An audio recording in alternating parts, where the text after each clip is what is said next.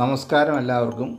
ഒരു പുതിയ വീഡിയോയാണ് ഞാൻ നിങ്ങളുടെ മുമ്പിൽ അവതരിപ്പിക്കാൻ പോകുന്നത്. അപ്പോൾ അതായത് ഇത് മുളപ്പിച്ച പയറാണ് ഈ കാണുന്നത്. മുളപ്പിച്ച പയറെന്ന് വെച്ചാൽ ഒരു ദിവസം ഞാൻ വൈകുന്നേരം അപ്പോൾ ഈ പയർ വെള്ളത്തിലിടും.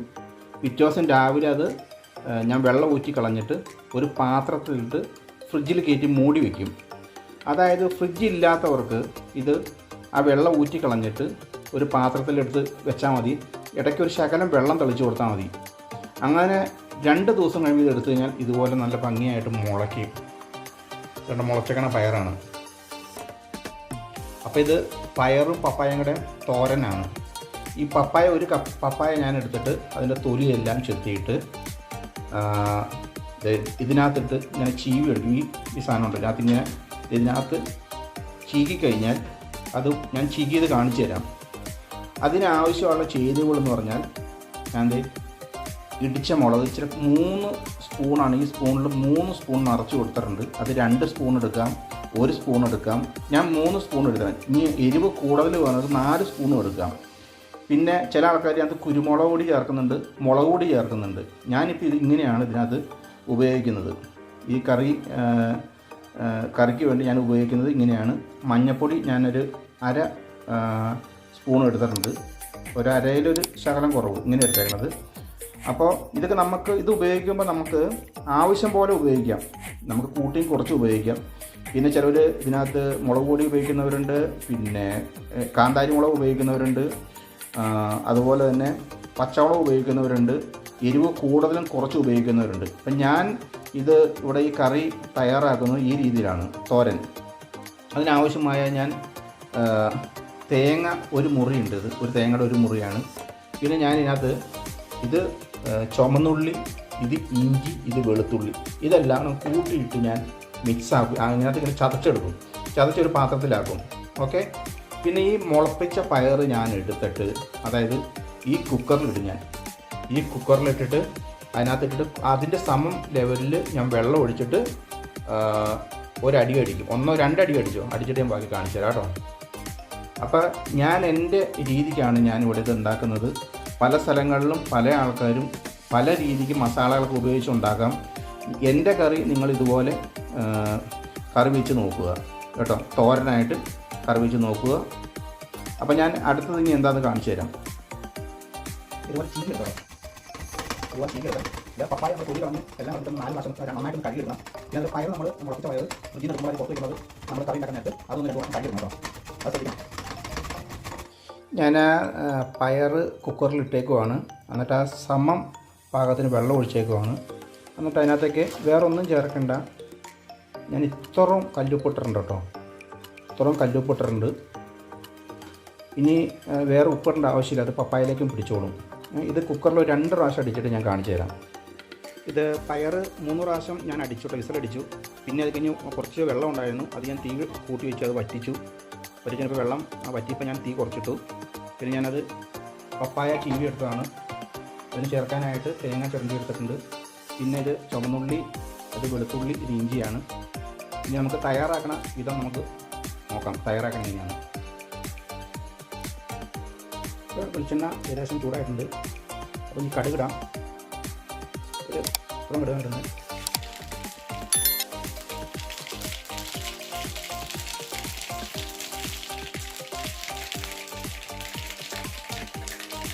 കടുക് പൊട്ടി കഴിഞ്ഞിട്ട് എനിക്ക് തീ കുറച്ചിടുവാണ്. തീ കുറച്ചിട്ട് നമുക്കിത് ഈ ഇഞ്ചി വെളുത്തുള്ളിയുടെ ആദ്യം ഇടാൻ അകത്തേക്ക്. ഇതിന് 3 കൂടെ ഇട്ടാലും കുഴപ്പമില്ല കേട്ടോ. ഞാൻ ഇങ്ങനെ ഒന്ന് ഇട്ട് നോക്കുക. ഇത് 3 ഇട്ട് വെച്ച് കുഴപ്പമില്ല. ഈ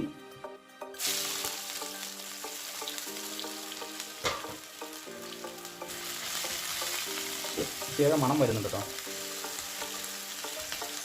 ഇത് ഓരോ സ്ഥലത്തോളം പല രീതിയിലാണ് ഉണ്ടാക്കുന്നത്. മസാലയ്ക്കിടും ഏത് കറി ഉണ്ടാക്കിയാലും ഞാൻ എറണാകുളത്ത് ഉണ്ടാക്കുന്ന ആൾക്കാരല്ല കോഴിക്കോട് ഉണ്ടാക്കുന്നത്, അല്ലെങ്കിൽ കണ്ണൂർ ഉണ്ടാക്കുന്നത്, അല്ലെങ്കിൽ തിരുവനന്തപുരത്ത് ഉണ്ടാക്കുന്നത്, ട്രിവാൻഡ്രമൊക്കെ ഉണ്ടാക്കുന്നത്. അങ്ങനെ അപ്പോൾ പല ആൾക്കാരും പല രീതിയിൽ മസാലകളൊക്കെ മാറ്റി ഉപയോഗിച്ചൊക്കെ ചെയ്യുന്നത്. അത് അവരുടെ ഇഷ്ടം തന്നെ. ഞാൻ ഇത് ഈ കറി ഇവിടെ പാകം ചെയ്യുന്നത് ഇവിടുത്തെ രീതിക്കാട്ടോ. അതുകൊണ്ട് അതെല്ലാവരും പരീക്ഷിച്ച് നോക്കണം. എരിവ് കൂട്ടിയും കുറച്ചുമൊക്കെ പലരും പല രീതിക്കാണ് പാചകം ചെയ്യുന്നത്. അപ്പം ഇത് എന്ത് കറി എൻ്റെ ഈ വീഡിയോയിൽ ഏത് കറി ഉണ്ടാക്കിയാലും ഇവിടുത്തെ രീതിക്ക് ഞാൻ ഉണ്ടാക്കുന്നത്. ഞാൻ പറയുന്നുണ്ട് നിങ്ങൾക്ക് എരിവ് കൂട്ടിയും കുറച്ചും മസാലകൾ ഉപയോഗിച്ച് ഉണ്ടാക്കണം ഞാൻ പറയുന്നുണ്ട്. അപ്പോൾ അതിനകത്ത് ആരും മോശമായിട്ടുള്ള കമൻറ്റ് പറയരുത്. കാരണം ഞാൻ ഈ രീതിക്ക് ഉണ്ടാക്കുന്നത്. അപ്പോൾ ആ രീതിയിൽ നിങ്ങൾ ഇത് ഉപയോഗിക്കുക. ഈ കറി വെച്ചിട്ട് അത് കഴിച്ച് നോക്കുക കേട്ടോ. ഇത് തീയലാണത്. ഇത് നമ്മുടെ തോരൻ, ഞങ്ങൾ തീയൽ എന്ന് പറയും, തോരൻ എന്ന് പറയും. പയർ മുളപ്പിച്ചതും പിന്നെ കപ്പളങ്ങ ചുരണ്ടിയത്, ചിലവർ പപ്പായ എന്ന് പറയും. ഏകദേശം ഇതിനകത്ത് ഒരു കാരണം എല്ലാവർക്കും എരിവ് കൂട്ടി കഴിക്കുന്നവരല്ലല്ലോ, എല്ലാവരും ചിലവർക്ക് ഉപ്പിൽ ഉപയോഗിച്ച് നിന്നവരുണ്ട്. അപ്പോൾ എല്ലാവർക്കും തൃപ്തിപ്പെടുത്തി ഉണ്ടാക്കാൻ പറ്റില്ല. ഞാൻ ഈ രീതിക്കാണ് ഇവിടെ ഉണ്ടാക്കുന്നത്. അത് ഏത് കറി ഉണ്ടാക്കിയാലും അത് നിങ്ങൾ മനസ്സിലാക്കുക. അപ്പോൾ അല്ല നമുക്ക് എരിവ് തിന്നാൻ വേണ്ടി ഒരു ആൾക്കാർക്ക് എരിവ് കുറച്ച് അങ്ങനെ ഉണ്ടാക്കാൻ പറ്റുമല്ലോ. ഞാൻ ഈ ശൈലിയിലാണ്. അത് നിങ്ങൾക്ക് പാകത്തിന് മസാലകൾ എന്ത് വേണമെങ്കിൽ അത് ഉപയോഗിക്കാം. ഈ രീതിയിൽ നിങ്ങൾ പാചകം ചെയ്ത് കഴിച്ചിട്ട് പറയുക കേട്ടോ. വെളുത്തുള്ളി ഇതൊക്കെ ഒന്ന് വാടിയിട്ടുണ്ട്. എല്ലാവരും ചെയ്യുന്ന പാചകങ്ങൾ നല്ലതാണ്. ഓരോരുത്തർ രീതിക്ക് ചെയ്യുന്ന പാചകങ്ങൾ നല്ല, ആരും മോശമായിട്ട് പാചകം ചെയ്യുന്നില്ലോ. ഓരോരുത്തർക്ക് ഓരോ രീതിയാണ് മാത്രമേ. ചിലർ മസാല കൂട്ടി ഉപയോഗിക്കുന്നവർ, അല്ലാത്തവരൊക്കെ ഉപയോഗിക്കുന്നവരുണ്ട്. അത് മനസ്സിലാക്കുക. ചിലർ വറ്റമുളക് ഉപയോഗിക്കും, ചിലർ മറ്റേ എന്താ പറയുക നമ്മുടെ കുരുമുളക് ഉപയോഗിക്കും. അങ്ങനെ പലരും പല രീതിക്കാണ് ചെയ്യുന്നത്.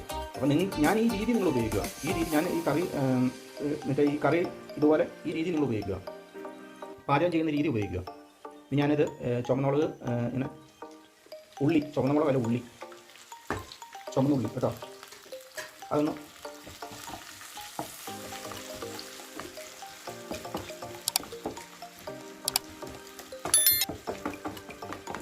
ഇതൊന്ന് ഞാൻ മൂടി വെക്കണം. എന്താണെന്ന് പറയുക, ഇതൊന്ന് കുറച്ചും കൂടെ അതിനകത്ത് ഒന്ന് മുരിയാൻ വേണ്ടിയിട്ടാണ്. അപ്പോൾ അത് മൂടി വെക്കാതെ ചെയ്യാം, മൂടി വെച്ച് ചെയ്യാം. ഞാൻ മൂടി വെച്ച് ചെയ്യുന്നത്, അല്ലെങ്കിൽ നമുക്ക് ഒരുപാട് ഈ തീ വേണ്ടി വരും, സമയം എടുക്കും. അപ്പോൾ അതുകൊണ്ട് മൂടി വെച്ച് കഴിഞ്ഞിട്ട് പിന്നെ തുറന്ന് വെക്കുന്നത് ഉപയോഗിക്കാം. ഒരു മിനിറ്റ് എന്തായാലും മൂടി വെച്ചാൽ മതി. 1 മിനിറ്റോ അല്ലെങ്കിൽ 2 മിനിറ്റോ, എന്നിട്ട് തുറന്ന് വെക്കാം കേട്ടോ.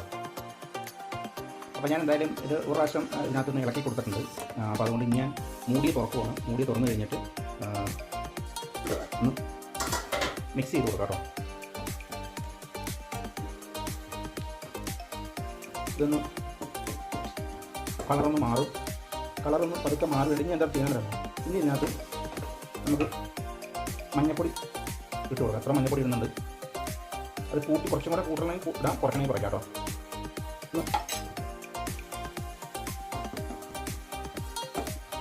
ഇത് കറിവേപ്പില ഇപ്പോഴായിട്ട് ഇടണം. കാരണം എന്താണെന്ന് വെച്ചാൽ നമ്മൾ ആദ്യം ഇടാഞ്ഞത് ഇതിനകത്ത് ആദ്യം ഇട്ട് കഴിഞ്ഞാൽ ചിലപ്പോൾ കരിഞ്ഞു പോകും സാധനം. അതുകൊണ്ട് ആദ്യം ഇട്ടെന്ന് വെച്ചാലും കുഴപ്പമൊന്നുമില്ല. ഞാനതുകൊണ്ട് കറിവേപ്പില ഇതെല്ലാം വെന്ത് കഴിഞ്ഞിട്ടാന്ന് വെച്ചു.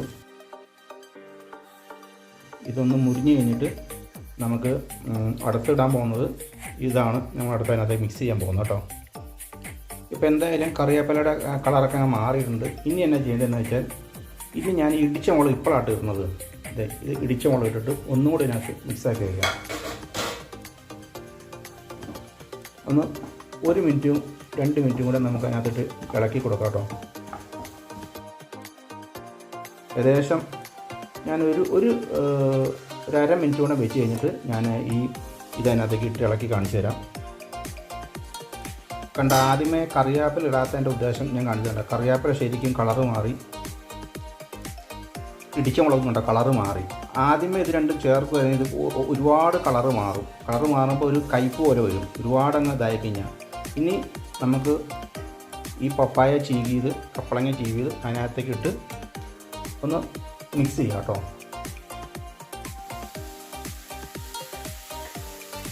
മിക്സ് ചെയ്തിട്ട് കാണിച്ചു തരാം.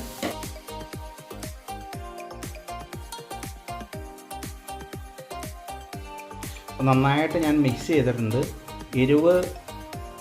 എരിവുണ്ട്, പാകത്തിന് എരിവുണ്ട്. നിങ്ങൾക്ക് ഇനി കൂടുതൽ എരിവ് വേണ്ടവർക്ക് ചേർക്കാം, പിന്നെ കുറച്ച് വേണ്ടവർക്ക് ചേർക്കാം. ഇത് ഞാൻ മൂടി വെച്ചൊന്ന് വേവിക്കുകയാണ് കേട്ടോ. മൂടി വെച്ച് വേവിച്ച് കഴിഞ്ഞിട്ട് പിന്നെ ഒന്ന് തുറന്ന് വെച്ച് വേവിക്കാം. ഒരു 3 മിനിറ്റ് മൂടി വെച്ച് ഞാൻ വേവിക്കുകയാണ്.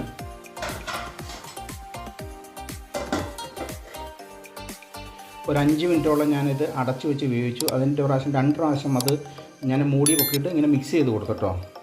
പിന്നെ ഇനി ഇതിനകത്തേക്ക് കണ്ട പപ്പായ വെന്തിട്ടുണ്ട് ശരിക്കും. ഇനി ഈ പയർ ഇതിനകത്തേക്കൊന്ന് ഇട്ടിട്ടൊന്ന് മിക്സ് ചെയ്ത് കൊടുക്കാം കേട്ടോ. അപ്പോൾ എന്തായാലും ഞാനിത് മിക്സ് ചെയ്ത് കഴിഞ്ഞിട്ട് കാണിച്ചു തരാം കേട്ടോ. അല്ല, ഇതിപ്പോൾ നന്നായിട്ട് ഞാൻ മിക്സ് ചെയ്തിട്ടുണ്ട്. പയറും ഇതും കൂടെ മിക്സ് ചെയ്തിട്ടുണ്ട്. അതൊരു 5 മിനിറ്റ് അടപ്പത്ത് ഇരുന്ന് വേവട്ടെ. ഇടയ്ക്കൊന്ന് ഇളക്കി കൊടുക്കണം കേട്ടോ. ഇടയ്ക്കിടയ്ക്കൊന്ന് ഇളക്കി കൊടുക്കണം. 5 മിനിറ്റ് ഇരുന്ന് വെന്തോട്ടെ. വെന്ത് കഴിഞ്ഞിട്ട് നമുക്ക് ഈ തേങ്ങയും അതിനകത്തിട്ട് മിക്സ് ചെയ്തിട്ട് കാണിച്ചു തരാം കേട്ടോ.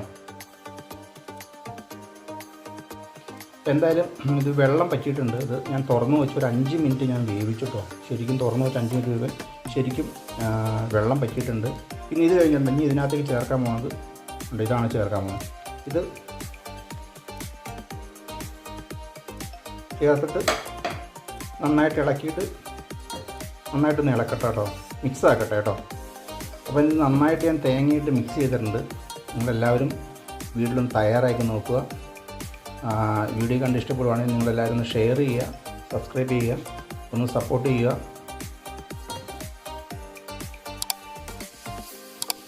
അപ്പോൾ ഇത് തോരനാണ്. ഇത് പയറ് മുളപ്പിച്ചതും കപ്പളങ്ങയും കൂടെ ചീകിയതും തോരൻ ഉണ്ടാക്കിയതാണ്. അടുത്ത വീഡിയോ ആയിട്ട് വീണ്ടും കാണാം.